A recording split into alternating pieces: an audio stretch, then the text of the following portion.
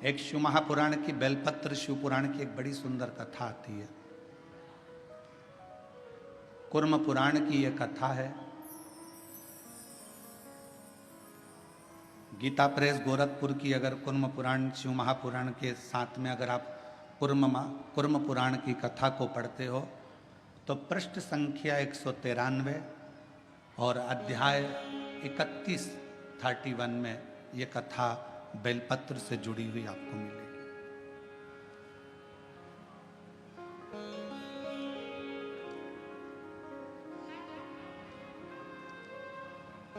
एक कथा आती है,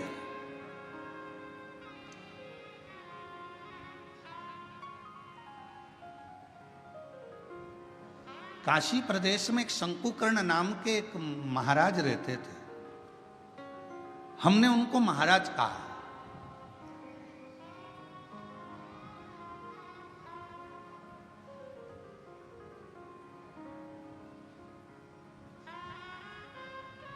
जिनके हृदय में भगवान शिव विराजमान हो और जो शिव के चरणों का दास बनकर बैठा हो, शंकर के चरणों का आनंद पा रहा हो, वो महाराज ही हो सकता। एक महात्मा, एक महाराज, एक बाबा, शंकुकर्ण नाम उनका था, काशी में रहते थे। शिव जी की भक्ति करना, भजन करना, मंत्र जाप करना, नाम स्मरण करना, पूजन करना, अर्चना करना, बस उसी में लगे रहते।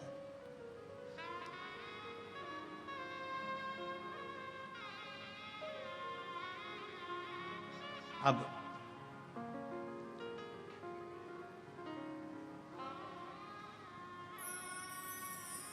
ये कथा कुर्म पुराण की भी है। ये कथा स्कंद पुराण के काशी खंड की भी है और ये कथा शिव महापुराण की भी है और ये कथा लिंग पुराण की भी है।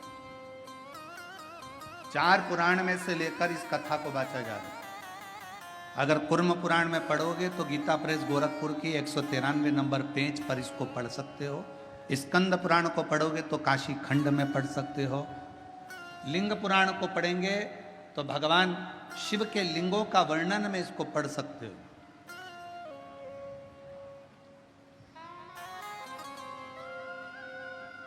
और जितने लिंगायत संप्रदाय के मेरे शिव भक्त यहां पर बैठे होंगे वो इस कथा को बहुत अच्छी तरह से जानते होंगे। काशी प्रदेश में एक शंकुकर्ण नाम का एक व्यक्ति रहता था। उसको हमने संत की गणना में रखा। हमने उसको महाराज कहा, तपस्वी कहा, साधक कहा, उपासक कहा। एक व्यक्ति रहता था जो शिव की आराधना करता था। हम उसको साधारण व्यक्ति नहीं कह सकते, हम उसको कोई महाराज, कोई तपस्वी, कोई साधक, कोई उपासक कह सकते। वो अपनी भगवान शिव की भक्ति में लगा रहता, भगवान शंकर के नाम उच्चारण में लगा रहता, शिव नाम में, भगवान के नाम में वो हर पल लगा रहता, हर पल। उसका एक नियम,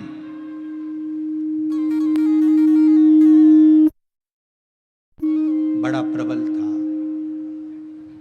उसका एक नियम बड़ा प्रबल था। प्रतिदिन गंगा मां का स्नान करता, काशी विश्वनाथ जी के मंदिर में जाकर बुआरी लगाता, झाड़ू लगाता, सफाई करता, जितनी बेलपत्र पड़ी हुई मिलती उनको मस्तक पर चढ़ा लेता और उनको गंगा में विसर्जन कर देता।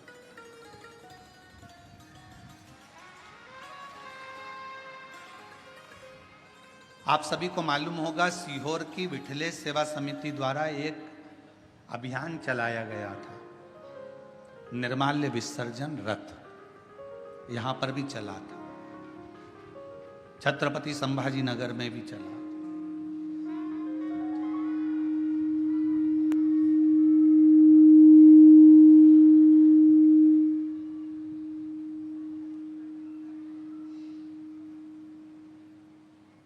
निर्माल्य विसर्जन रथ एक चलाया गया। सब क्षेत्रों में इसको प्रसारित किया गया कि सब लोग रथ चलाओ, निर्माल्य विसर्जन का रथ चलाओ, निर्माल्य विसर्जन का रथ चलाओ।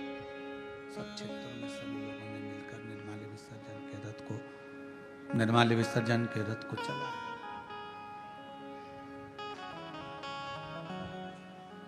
कई लोगों ने पूछा कि गुरुजी ये निर्माल्य विसर्जन का रथ चलाना कहां से उत्तमता है? हमने कहा इसलिए हमने शंकुकर्ण की कथा का स्मरण किया है। 4 पुराणों में एक ही व्यक्ति की 4 पुराण में कथा आना ये बहुत कठिन विषय है। स्कंद पुराण के काशी खंड में भी यह कथा आना, कुर्म पुराण में भी कथा आना, लिंग पुराण में भी कथा आना और शिव पुराण में। एक व्यक्ति शंकुकर्ण की कथा 4 पुराण में आना और केवल एक ही काम करा है शंकुकर्ण ने। वो काम था विश्वनाथ जी के मंदिर में जितनी भी बेलपत्र चढ़ती थी, जितनी भी निर्माल्य चढ़ती थी, भगवान जितनी भी बेलपत्र चढ़ती थी, जितनी भी निर्माल्य चढ़ती थी, वो सारी बेलपत्र निर्माल्य को भरता, मस्तक से लगाकर प्रणाम कर कर उसे गंगा जी में विसर्जन कर देता। नियम था उसमें।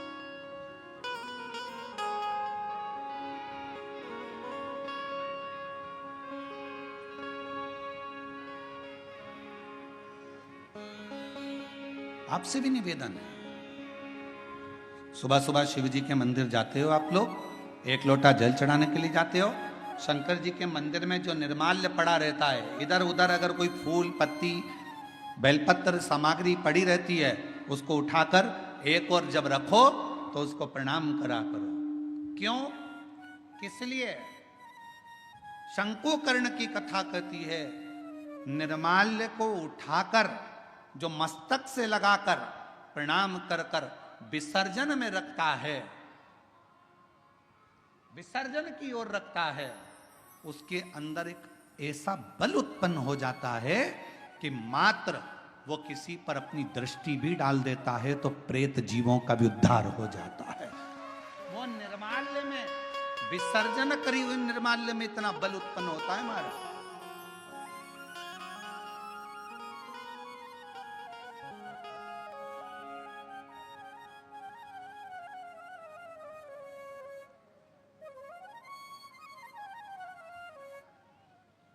उठाया, सिर से लगाया, प्रणाम करा, नमन करा,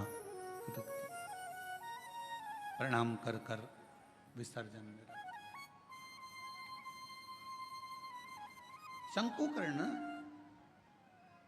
गंगा जी का स्नान करता, विश्वनाथ का मंदिर का बुआरी लगाता, सफाई करता, निर्माल्य उठाता, विसर्जन में रखता।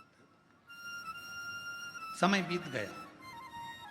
एक बार शंकुकर्ण गंगा जी का स्नान कर कर निर्माल्य विसर्जन कर कर आ रहा था तो क्या देखता है कि एक दुबला पतला सा, जिसकी केवल हड्डियां हैं, कहीं कहीं पर उसके मांस है और शरीर के नेत्र बड़े विशाल हैं, दांत बहुत बाहर निकले हुए हैं, बड़े बड़े कान है, शीश बहुत बड़ा है। उसको देखकर आश्चर्य हुआ उसे, ये कौन है, ये है कौन? उसको बड़ा आश्चर्य। शंकुकर्ण ने थोड़ी देर तक उसको देखा। बेलपत्र शिव महापुराण की कथा बेजापुर में चल रही है। पूरा विश्व, केवल भारत देश ही नहीं, विदेश के लोग भी इस शिव महापुराण की कथा का बहुत समय से इंतजार कर रहे थे कि एक बार बेलपत्र शिव पुराण सुनने को मिले, और वो कथा बेजापुर वालों को मिली। बहुत ध्यान से सुनना इस कथा का, एक एक कथा के क्रम को श्रवण करिएगा जरा। बेजापुर की जो कथा चल रही है बेलपत्र, यह कोई साधारण कथा नहीं।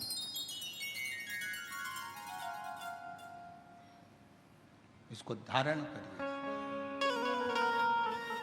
बड़े बड़े कान हैं, बड़ा शीश है, बड़ी आंखें हैं, चेहरे पर तो मांस था, छाती पर से मांस हट गया, कंकाल दिख रहा था, चमड़ी नहीं थी, केवल हड्डी थी। पेट आया, पेट पर मांस दिखा, जंघा आई तो कंकाल हो गया। घुटने पर कंकाल था, फिर मांस आया, फिर कंकाल था। समझ नहीं आया ये कौन है। देखते देखते शंकुकर्ण वहां से निकल गया। थोड़ी दूर चलने पर शंकुकर्ण ने क्या देखा कि पीछे पीछे एक, जिस व्यक्ति को मैंने देखा था, जिस पिशाच को मैंने देखा था, जिस भूत को मैंने देखा था, जिस पिशाच को मैंने देखा था, वो पिशाच पीछे पीछे चल रहा, वो भूत पीछे पीछे।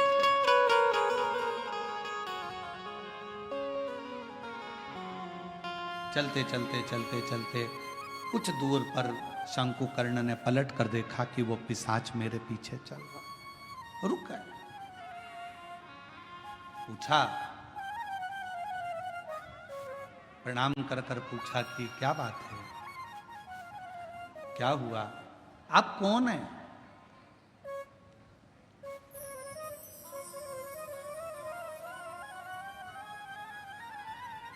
कहां के रहने वाले हो, कहां से आए हो?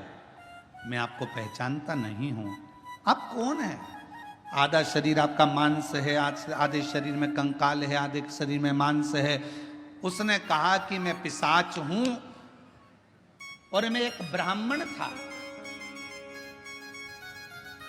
मेरा जन्म एक ब्राह्मण के घर में हुआ था, मैं ब्राह्मण के घर में पैदा हुआ था, मैं ब्राह्मण। पर ब्राह्मण होने के बाद मैं अपना कर्म तो करता, पर कर्म करने के साथ में मैं अपने इष्ट पर, भगवान पर, ईश्वर पर भरोसा नहीं करता, केवल अपने परिवार का भरण पोषण करता, केवल।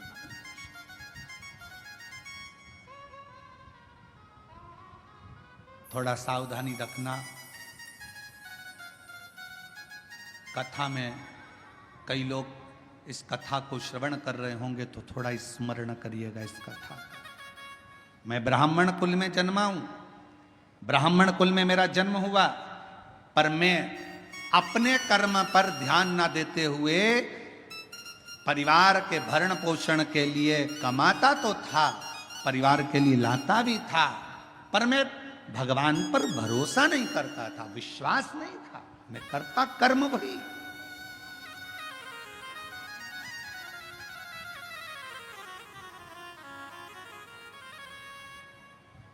शिव महापुराण की कथा कहती है,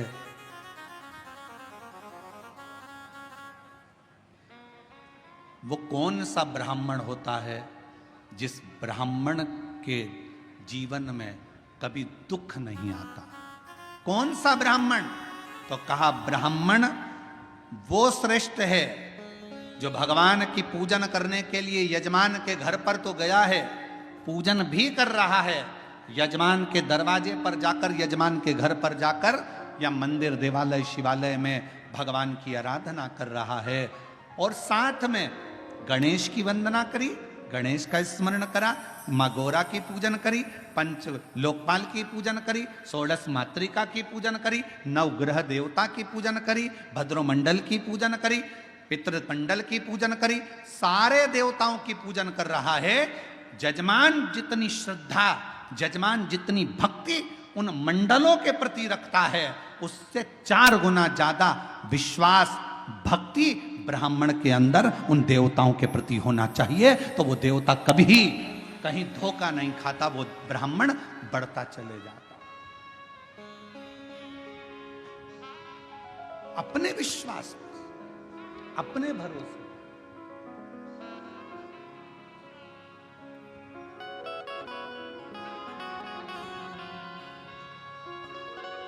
अभी एक वीडियो बीच में हमने कहा भी था, कथा में उसका वर्णन भी किया था कि एक लड़की लड़ रही थी किसी से, और लड़ते लड़ते उस छोटी सी लड़की ने, मैं डरती वरती नहीं हूं, मेरा भरोसा है मेरे महाकाल पर, मेरा भरोसा है मेरे महादेव पर।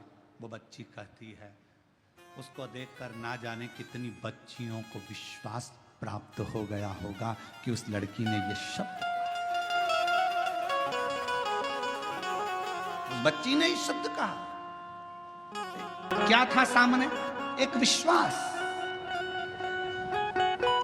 क्या था सामने? एक भरोसा, एक दृढ़।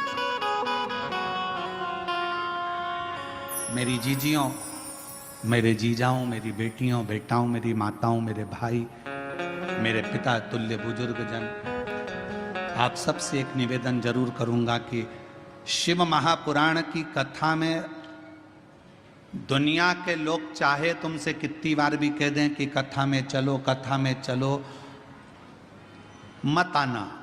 कब तक? जब तक तुम्हारा दिल ना बोले। दिल बोले तो एक दिन भी मत रुकना, कथा में चलो। शायद दुनिया का एक महाराज होगा ये सियोर वाला जो तुमको कथा में आने के लिए मना करता है। मत आना कथा में। कब तक? जब तक तुम्हारा दिल ना बोले। जिस दिन तुम्हारा दिल बोल जाए और तुम्हारे अंदर ये विश्वास आ जाए, मैं पंडाल में बैठकर कथा सुनूंगी और 3 महीने में मेरा ये काम होगा, तब आ जाना बाबा कर। बस हो तो मानो तो मैं गंगा मां हूं, ना मानो तो बहता। आपका विश्वास ही नहीं है। पड़ोसन ने कहा चल रही क्या और तुम चल कर आ गए और मन में भरोसा ही नहीं है। ऐसा होता है क्या? ऐसा होता है क्या? ऐसा होता है क्या? ऐसा हो सकता है क्या? कैंसर जैसा रोग समाप्त हो सकता है क्या? ये पत्र हम तो पढ़ते ही नहीं ज्यादा, हमारे पास में इतना टाइम ही नहीं है। परसों एक पत्र आया, परसों इन पत्रों में, ये पत्र हम लेकर भी नहीं जाते सी, और इन पत्रों में नीचे कम से कम 10 से 12 पत्र ऐसे होंगे जिसमें दुनिया के लोगों का कैंसर ठीक हुआ है। ऐसा हो सकता है क्या? विश्वास है तो परमात्मा है, और विश्वास नहीं तो परमात्मा भी नहीं है। विश्वास है तो परमात्मा। भरोसा। कहां जा रही हो? कथा में। क्या मिलेगा वहां? कुछ मिले चाहे ना मिले, इतना विश्वास जरूर है। 3 घंटे की कथा में अगर मैंने 15 मिनट की भी कथा को अपनी जिंदगी में उतार लिया, 10 मिनट की कथा को भी अपने जीवन में उतार लिया, तो ये मेरा विश्वास कहता है, ये मेरा भरोसा कहता है कि मेरा शिव मेरे दुख को, मेरी तकलीफ को, मेरे कष्ट को काटेगा जरूर। ये मेरा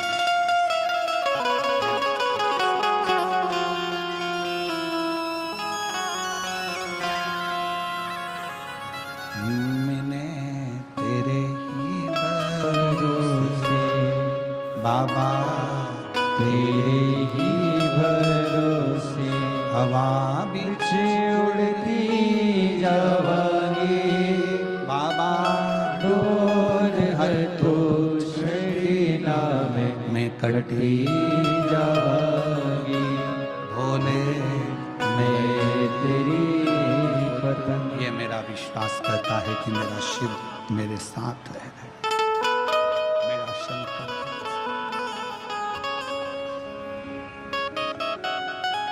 शंकुकर्ण की कथा कर। तुम कौन हो? मैं एक ब्राह्मण, पूर्व में ब्राह्मण थे, तो फिर ये पिशाच योनि में क्या कर रहे? ये भूत की योनि, ये पिशाच की योनि क्यों? किस लिए? कहा अपने परिवार का भरण पोषण करता था, पर अपने इष्ट पर भरोसा नहीं करता था, विश्वास नहीं था। भगवान भरोसा।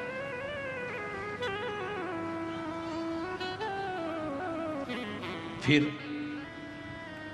तुम्हारा इष्ट पर भरोसा नहीं था, परिवार का भरण पोषण करते थे, तो क्या तुम्हें इतनी सी बात के पीछे तुम्हें पिशाच की योनि मिल गई? तुम भूत की योनि प्राप्त कर लिए? इतनी सी बात नहीं।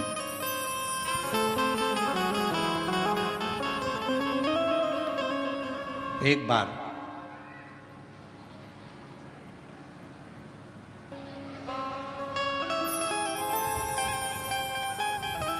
मैं एक देव स्थान पर दर्शन के लिए गया, अपनी अर्धांगिनी को लेकर, बच्चों को लेकर अर्धांगिनी और बच्चों ने जिद करी तो मैं उनको लेकर एक देवी स्थान पहुंचा। और उस देवी स्थान पर पहुंचने के बाद वहां पर मुझे प्रसाद दिया गया। उसी प्रसाद में रखकर एक बेलपत्र मुझे दी गई।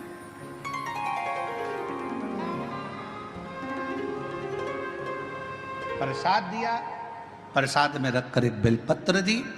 मैंने अपने पत्नी और बच्चों के साथ बैठकर प्रसाद तो खा लिया, पर बेलपत्र को उठाकर मैंने भूमि पर फेंक दिया और मैंने कई अपशब्द अपने मुख से कहे। आखिरी में वो बेलपत्र मैंने अपने पाँव से रोंद दी, उसको पाँव से खूब दबा दिया, मसल दिया।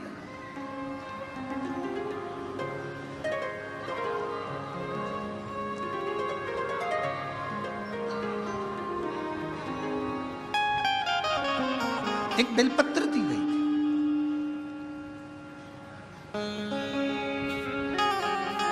शिव महापुराण की कथा में प्रसाद वितरण नहीं होता। शिव महापुराण की कथा में आपको कोई गिफ्ट, कोई सामान यहां से नहीं दिया जाता। शिव महापुराण की कथा में अगर दी जाती है तो केवल एक बेलपत्र दी जाती है। क्यों? क्योंकि हमारा शास्त्र कहता है, पद्म पुराण कहती है, अग्नि पुराण कहती है, नर्मदा पुराण कहती है, देवी भागवत कहती है, स्वयं विष्णु पुराण कहती है, स्वयं बरहा पुराण कहती है, वामन पुराण कहती है। एक बेलपत्र अगर किसी को दी जाती है तो 1.25 मन सोने के सिंहासन पर बैठे हुए शालिग्राम का दान करने के बराबर एक बेलपत्र का दान माना। एक बेलपत्र का दान 1.25 मन सोने के बराबर माना गया है।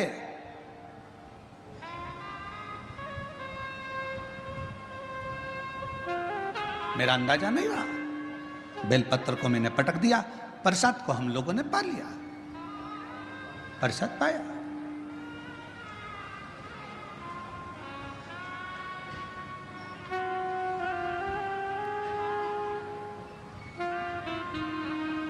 पैर को हमने बैठे बैठे अपने पांव से रोक दिया। समय निकला, मेरे प्राण छूट गए, मर कर गया।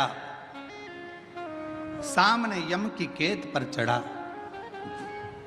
जिस समय मेरे प्राण छूटे, यम के दूत मुझे दिख रहे हैं और यमराज के दूत मुझे पकड़कर लेकर जाना चाहते थे।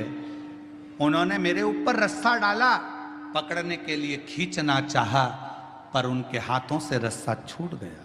मैं समझ नहीं पाया ये कैसा नजारा है कि यम के दूतों से मैं पकड़ा नहीं पा रहा हूं, यम के दूत मुझे नहीं पकड़ पा रहे,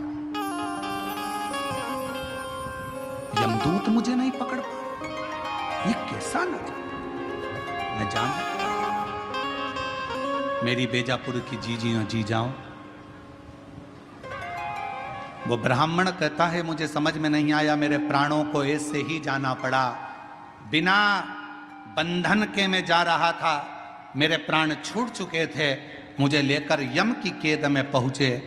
तब यमराज तुरंत उसी समय पर यमराज ने चित्रगुप्त महाराज को बुलाया और चित्रगुप्त महाराज को बुलाकर कहा, महाराज जी बताओ, इसकी लेखनी देखो, इसका कर्म देखो और लेखनी देखकर बताओ कि आखिर ना इसे यम हाथ लगा पा रहा है, ना इसे यमदूत हाथ लगा पा रहे हैं।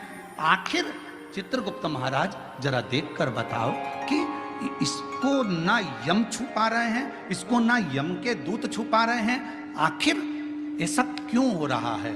तब चित्रगुप्त महाराज ने कहा, इसने जिंदगी में भले ब्राह्मण के घर में जन्म लिया पर कोई अच्छा कर्म नहीं करा, परिवार का पत्नी और बच्चों में ही रमा रहा, कभी ईश्वर का स्मरण नहीं कर पाया, कभी कोई दान, कोई पुण्य नहीं कर पाया।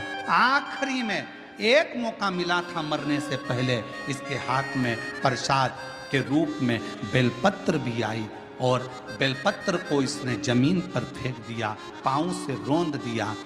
एक पुण्य इसके हाथ में लगा। वो कौन सा था?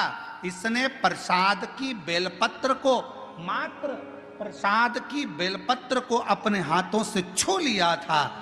केवल प्रसाद की बेलपत्र को छुआ था और प्रसाद की बेलपत्र को छुआ, इसलिए इसको यमदूत नहीं छू पाए, इसको यमराज नहीं छू पाए, इसको स्वतः ही जाना। चित्रगुप्त महाराज कहते हैं, महाराज इसने बेलपत्र का स्पर्श किया, बेलपत्र का।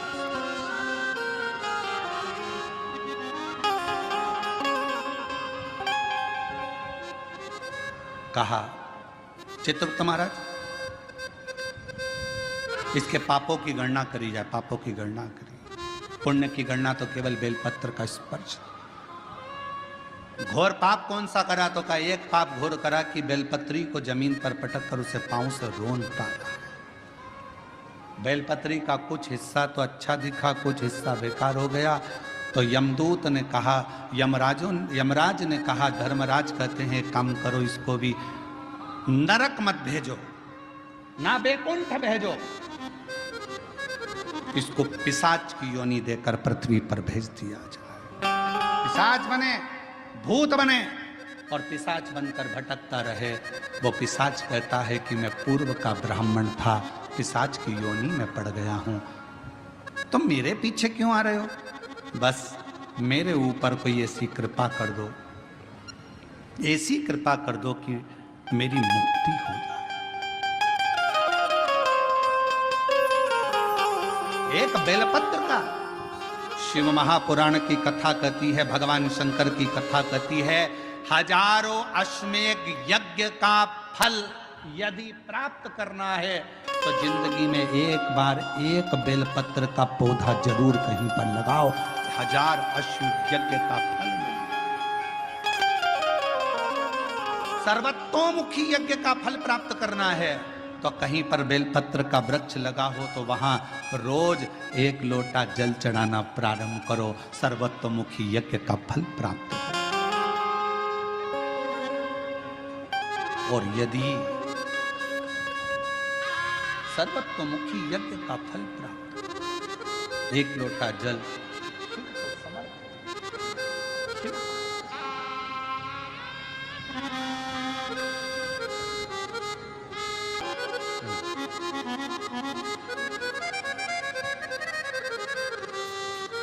अश्वमेध यज्ञ का फल चाहिए, 1000 अश्वमेध यज्ञ का फल प्राप्त होता है एक बेलपत्र का वृक्ष लगाने पर।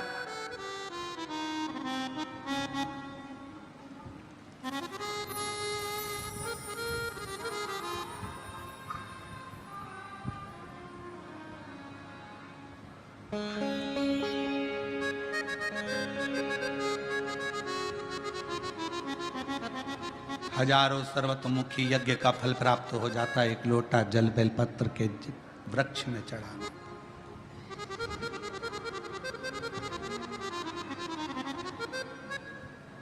और शिव पुराण की कथा कहती है, हजारों विष्णु यज्ञ, सोम यज्ञ, हजारों रुद्र यज्ञ, हजारों देवी यज्ञ, हजारों सिद्धि यज्ञ, सारे यज्ञों का अगर पुण्य फल प्राप्त करना है तो 3 वृक्ष ऐसे हैं जिन वृक्ष की त्रिवेणी में अगर एक बार भी अगर मौका लग जाए इन 3 वृक्षों का स्मरण करने में, पहले नंबर का बेलपत्र का वृक्ष, दूसरे नंबर का पीपल का वृक्ष, तीसरे नंबर पर है महाराज भगवान देवाधिदेव महादेव की कृपा से शमी का वृक्ष। अगर कहीं योग से बन जाए, आप रास्ते से निकल कर आ रहे हो, कहीं पीपल का पेड़ मिल गया, जल चढ़ाया, बेलपत्र मिल गया, शमी पेड़ मिल गया, जल समर्पित कर दिया, जल समर्पित करते करते आप अगर कहीं 3 वृक्षों पर आ रहे हो तो हजारों सिद्ध यज्ञ के फल प्राप्त हो।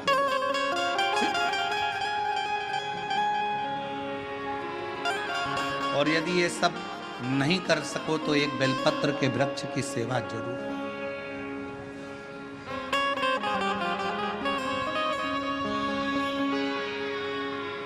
एक संकल्प लो, आप और हम सब मिलकर उसको पूरा करें। सावन के महीने में एक बेलपत्री का वृक्ष जरूर लगाएंगे, ये नियम आप और हम लेकर। लगाओगे? जम के तो बोलो, पक्का? बकरी खाए वैसा तो नहीं है? नहीं ना? संभालोगे उसको, प्रयास करोगे ना? ऐसी जगह लगाना जहां तुम उसको देखते रहो, संभालते रहो, उसको बढ़ाते रहो। हमसे ये मत पूछना कि पेड़ कहाँ लगाएं, मंदिर में लगाएं, रोड पर लगाएं, किनारे पर लगाएं, शमशान में लगाएं कि कहाँ लगाएं। जहां तुम्हारा दिल कर जाए वहां पेड़ लगाना, पर तुम्हारी निगाह में रखना उसको कि वो बड़ा हो जाए, छाया दे, दुनिया का भरण पोषण करे। दुनिया के ऊपर कृपा की छाया लगाओ।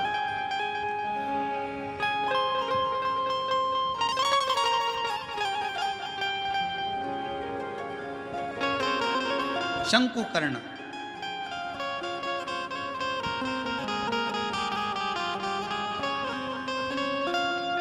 निर्माल्य विसर्जन करते थे प्रणाम कर कर। उन पे शिव की कृपा थी, इसलिए उन्होंने पिशाच को देख लिया। नहीं तो कोई पिशाच देख पा रहा है? भूत को कौन देखे, पिशाच को कौन देखे? कहा निर्माल्य विसर्जन करने वाले के अंदर एक अलग से बल उत्पन्न हो जाता है, जो जिस पर दृष्टि दे दे तो उसका कल्याण कर देता है। विसर्जन करने वाले पर इतना बल उत्पन्न हो जाता है कि किसी पर दृष्टि दे उसका उद्धार कर।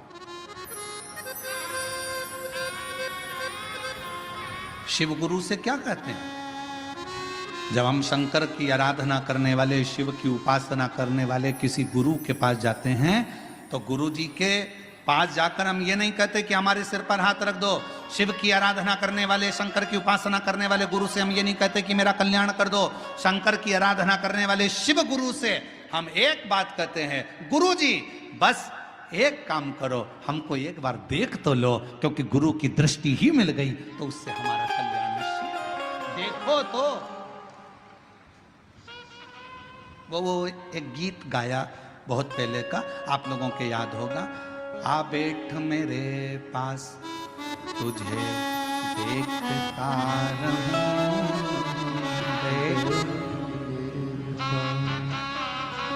ना तुम कुछ मैं कुछ करूं, बैठ मेरे पास तुझे देखता रहूं। शिव कथा कर रही है अपने गुरु के सम्मुख में, शिव गुरु की साक्षी में। कोई शंकर की आराधना करने वाला, शिव की उपासना करने वाला, शंकर का स्मरण करने वाला, शंकर का मंत्र जाप करने वाला कोई सदगुरु तुमको मिल जाए, बस इतना कह देना, गुरुदेव एक बार बस देख लो, उतने में हमारा कल्याण है। आपकी दृष्टि पड़ गई, ये निश्चित है कि मेरा कल्याण हो।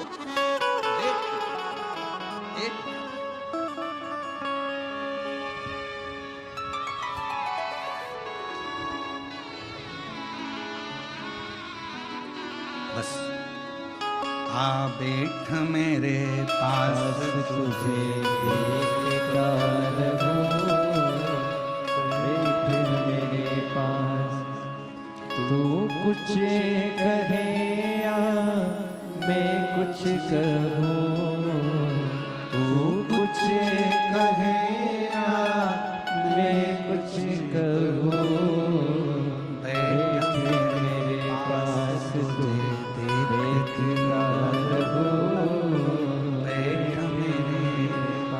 हम शिव के पास जाकर बैठे, शिव हमें देखे, हम शिव को देखें, उसकी आराधना।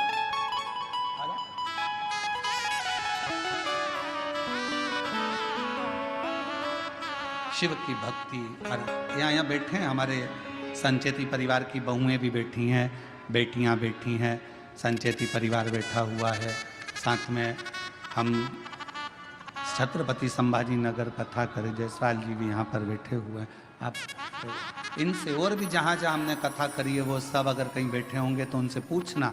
हम 4 दिन तक किसी से नहीं मिलते। हमारा भजन भला, भक्ति करो, भजन करो, अपने ठाकुर जी की सेवा, शिव जी का अभिषेक, आराधना, हमारा जो मंत्र जाप है, हम 4 दिन उसमें इतने लगे रहते हैं, इतने लगे रहते हैं कि हम किसी से नहीं मिलते। आप पूछना संचेती परिवार से, क्या इनसे मिलने हम नीचे कभी आए हों? इनके कक्ष से भी हम नीचे उतर कर नहीं आते। हम जहाँ अपना भजन, अपना मंत्र जाप, अपना स्मरण, बस। और जहाँ हमने छत्रपति संभाजी नगर में विधायक महोदय कथा करवाए थे, उनके भी पुत्र बैठे हुए हैं, ऋषिकेश जायसवाल। आप इनसे भी पूछना। हम इन्हीं के घर में रुके थे, पर हम कमरे से बाहर नहीं निकलते थे। हमारा भजन निकलते वही बातें ना, आ बैठ मेरे पास तुझे देखता रहूं, बैठ मेरे अपना भजन का बल बढ़ाओ, अपने भजन का आनंद बढ़ाओ।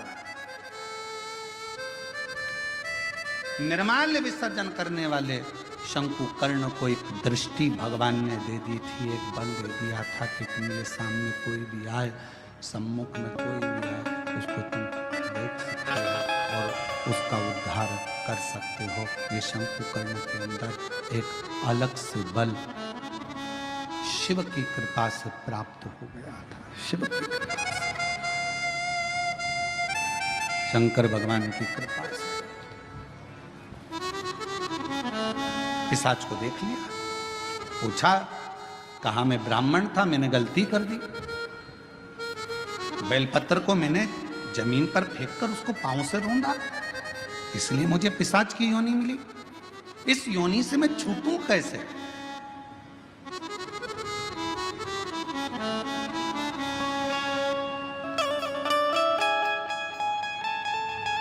कैसे छूटूं?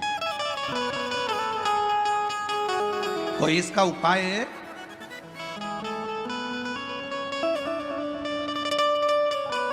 दुनिया के लोग कहते हैं सियोर वाला महाराज उपाय बहुत बताता।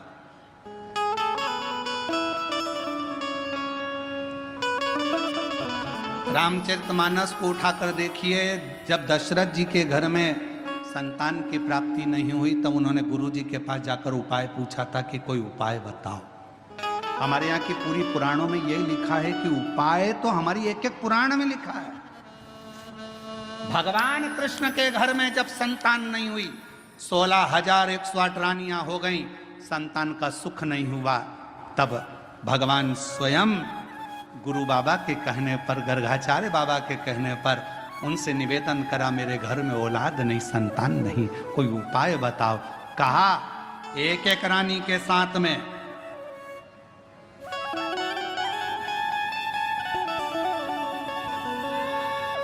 11-11 दिन तक बैठकर शिव का अभिषेक करो, तब संतान 1,77,186 भगवान कृष्ण के बच्चे।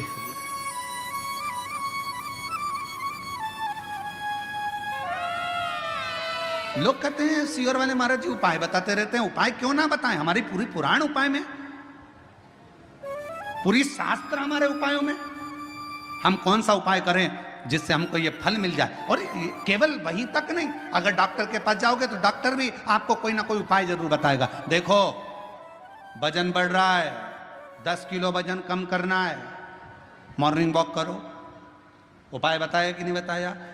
वजन बढ़ रहा है, शाम का खाना सोने से 2 घंटे पहले खाओ, वजन बढ़ रहा है। बोलो, डॉक्टर ने उपाय बताया कि नहीं बताया? डॉक्टर ने कहा रात्रि के सवेरे का खाना डट के खाओ, पर रात्रि का खाना हल्का खाओ। डॉक्टर ने 84 बोल सही है कि गलत? उपाय बताया कि नहीं बताया? उपाय डॉक्टर भी बताता है कि तुम्हारा वजन बढ़ रहा है, ये उपाय करना, ऐसा करना, वैसा करना। तो जब डॉक्टर उपाय बता रहा है, इंजीनियर के पास जाओगे, क्यों साहब हमारा मकान थोड़ा सा गड़बड़ हो रहा है, कोई उपाय बताओ। इंजीनियर कहेगा इधर से कॉलम डाल दो, इधर से ये बीम इधर से कर दो, और ऐसा करो, टेरिस को ऐसा कर दो, गार्डन को ऐसा कर दो। उपाय उसने भी बता दिया। डॉक्टर के पास जाओ, उसके पास भी उपाय था। फिर पहुंचे टीचर के पास, सर अगर मुझे अच्छे नंबर से पास होना है तो कोई उसका उपाय बताओ। टीचर ने कहा देखो टाइम टेबल बनाओ, अपने टेबल पे चिपकाओ, इतनी बजे ये करना, इतनी बजे ये सब्जेक्ट पढ़ना, उतनी बजे ये सब्जेक्ट पढ़ना। टीचर ने भी उपाय बताया। रजिस्ट्री करवाने गए जमीन की। क्यों साहब, जमीन तो इतनी महंगी है, रजिस्ट्री का कितना चार्ज आएगा? थोड़ा कम ज्यादा में करना हो तो क्या करना पड़ेगा? उसने भी उपाय बता दिया, ऐसे करना, इसको तुम ऐसे में करना, उसको तुम खेती में कर लेना, इसमें तुमको ऐसा फायदा हो जाए। उसमें भी उपाय, और नाम धर रहा है प्रदीप मिश्रा जी उपाय बताते हैं।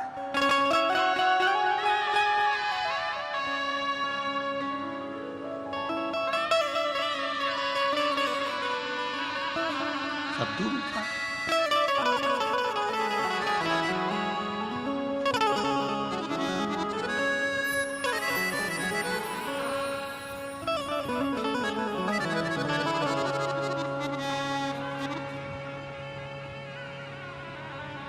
पर कोई कोई तो बदनाम ही रहता है, ये पक्का।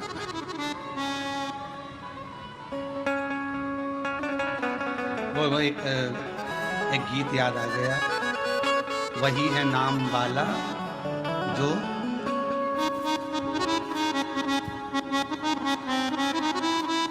वही है नाम वाला। मेरे अंगने तुम्हारा नाम वाला जो है, जो बदनाम है वही नाम वाला। अब स्मरण, ठीक है, शिव भक्ति है, भगवान का भजन है। दृष्टि दी है शंकुकर्ण को, शंकुकर्ण ने पिशाच को पहचान लिया तो कहा अब मैं क्या बताऊं तुमको कि तुम्हारा मुक्ति का उपाय कौन सा है? क्या उपाय बताऊं? और शिव पुराण कहती है, कुर्म पुराण कहती है, स्कंद पुराण का काशी खंड कहता है, स्वयं लिंग पुराण कहती है, उपाय बताया गया। शंकुकर्ण ने कहा मैं तुमको एक उपाय बताता हूं, सुनो। इस काशी की भूमि पर शंकर भगवान का एक गण रोज आता है। शिव जी का एक गण है जिसका नाम है कपर्दी। शिव का गण।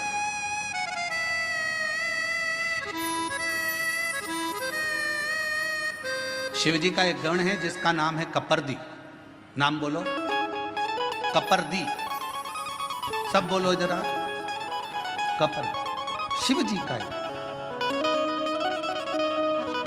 अच्छा, कपर्दी नहीं बोल सकते तो काशी में एक शंकर जी का शिवलिंग है जिसको सारी दुनिया भजती है, और अगर उस शिवलिंग का दर्शन ना किया जाए तो 12 ज्योतिर्लिंग के दर्शन का भी आनंद फल नहीं माना गया। उसका नाम है कपर्दीश्वर महादेव, काशी में।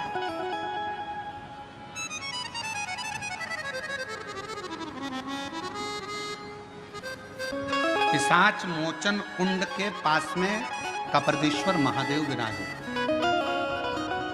कौन कौन ने दर्शन किए हैं? कभी आप लोग काशी गए होंगे, करें आप लोगों ने दर्शन? प्रणाम, आपको बहुत बहुत नमन है। अगर आप लोगों ने कपर्दीश्वर महादेव पिशाच कुंड के, पिशाच मोचन जो कुंड है काशी में, बस उसी के तट पर विराजमान है मेरे कपर्दीश्वर महादेव।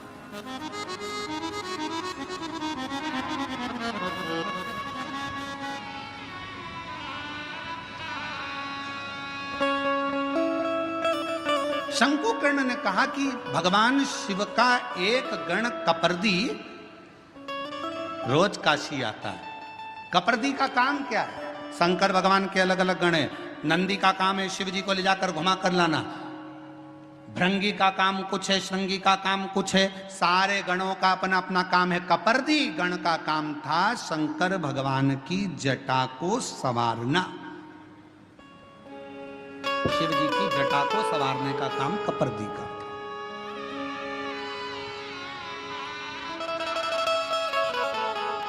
बोल कपर्दीश्वर महादेव की हर हर महादेव। बोल बम का नारा है श्री शिवाय। आवाज नहीं आई, जम के बोलो जरा, श्री शिवाय। कपर्दी। शिव जी की जटा का श्रृंगार करने वाला शंकर जी का एक गण है कपर्दी। अब कपर्दी का काम क्या है? कपर्दी जटा बांधता, शिव जी की जटा का श्रृंगार करता, बड़ी सुंदर जटा का श्रृंगार।